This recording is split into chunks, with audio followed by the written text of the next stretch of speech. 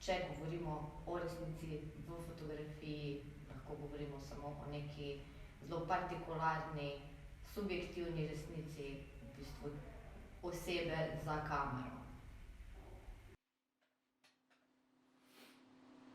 Projekt Izgubljena vas je zgodba nekakšne mogoče zgodovine, ki sem jo predstavil skozi portrete gensko spremenjenih pravih Slovencev. Te portreti so kot nekakšne neme priče, ki s svojimi pogledi, svojo podobo pripovedujejo zgodbo iz časa, ko je Republika Slovenija kmalu po osamosvojitvi v popolni tajnosti nekje na Krasu začela razvijati program za proučevanje človeškega genoma. Serija je sestavljena iz 8 fotografij, ki so digitalni kompoziti, kasneje po dolgotrajnem postopku starani in predstavljeni kot arheološki artefakti.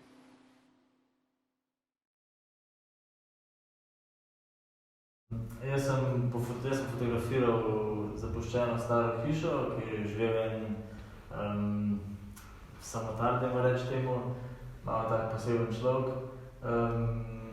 In v to hišo je nabiral razne stvari.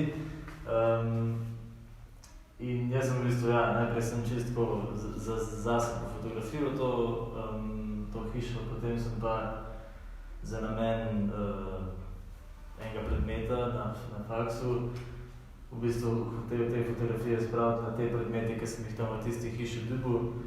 In to sem naredil z eno posebno tehniko, da sem v bistvu fotografijo spravil na te izdelke.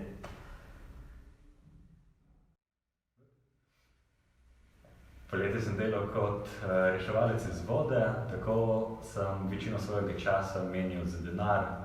In avgusta, ko sem delal 289 ur, mi ni ostajalo časa za fotografijo, zato sem se odločil, da fotografiram kar na plaži s svojim telefonom in sem vsak dan probal najti neke zanimive, zabavne, humorne motive s plaže.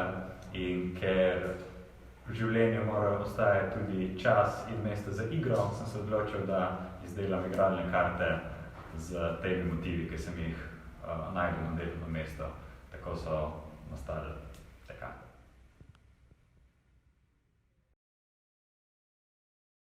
Torej, to je moj parazol oziroma senčnik na senčniku na senčniku.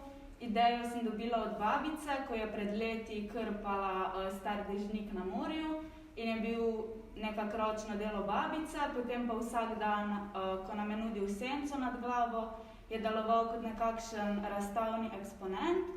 In na mojem parazolu je 9 analognih fotografij, ki sem jih s tekočo emulzijo potem povečala na blago od senčnika in so pa prišite na nov senčnik. V bistvu za ogled je treba stopiti v krogu in dvigniti pogled.